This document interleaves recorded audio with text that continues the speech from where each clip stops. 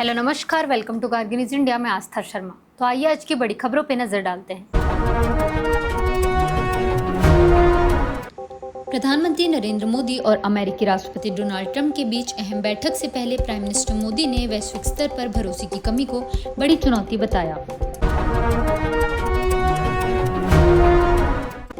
Prime minister Modi ने कहा कि समुद्री असुरक्षा और संघर्षों के कारण कई भारतीयों की जान गई है। उन्होंने विवादों के समाधान के लिए संवाद और कूटनीति पर जोर दिया। G7 सम्मेलन के इतर भारत और कनाडा ने द्विपक्षीय संबंध मजबूत करने, व्यापार और रणनीतिक सहयोग बढ़ाने पर चर्चा की। भारत कनाडा मुक्त व्यापार समझौते पर सहमति। दोनों देशों ने इस वर्ष के अंत तक मुक्त व्यापार समझौते को अंतिम रूप देने के लिए वार्ताओं में तेजी लाने का फैसला किया। प्राइम मिनिस्टर मोदी यूएई राष्ट्रपति और यूके प्रधानमंत्री से मिले। यूएई के साथ ऊर्जा सहयोग और स्टेट ऑफ हॉर्मज में मुक्त नौवहन पर चर्चा हुई, जबकि यूके के साथ व्यापार समझौते के क्रियान्वयन पर बातचीत हुई।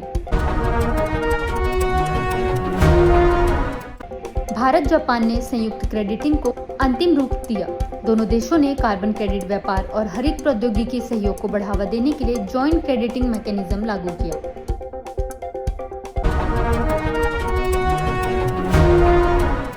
दिल्ली पुलिस ने पाकिस्तान समर्थित आतंकी मॉड्यूल का पर्दाफाश करते हुए 7 लोगों को गिरफ्तार किया। नीट परीक्षा के प्रश्न पत्रों को 20 से अधिक स्थानों तक सुरक्षित पहुंचाने के लिए भारतीय वायुसेना के विमानों का उपयोग किया गया।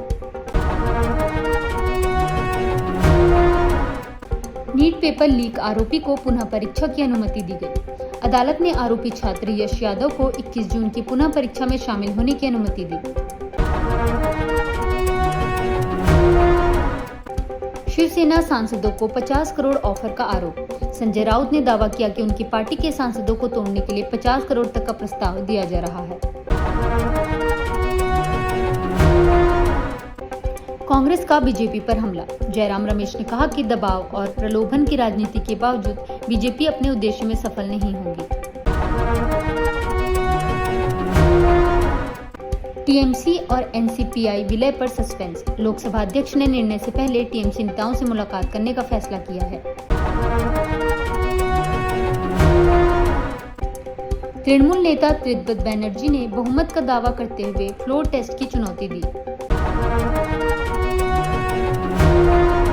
जयपुर में अभिजीत दिपके पर हमले का वीडियो वायरल हुआ। सीजेपी प्रदर्शन के दौरान हुए हमले और बाद में आरोपियों के स्वागत को लेकर विवाद बढ़ गया है।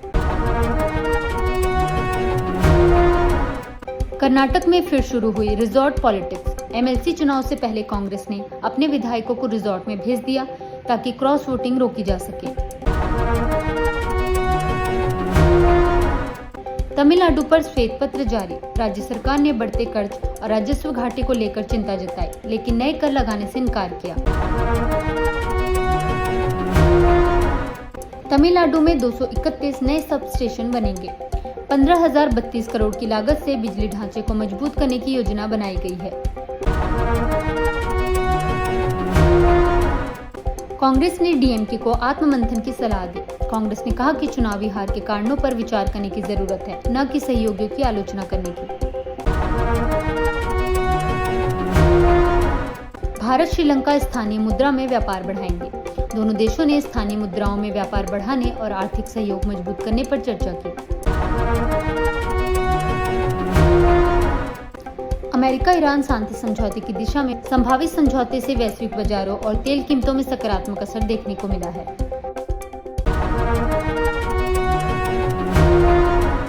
जलवायु सहिष्णु प्रवाल भित्तियों पर अध्ययन में पाया गया कि दुनिया की केवल 28% महत्वपूर्ण प्रवाल भित्तियां ही संरक्षित क्षेत्रों में हैं।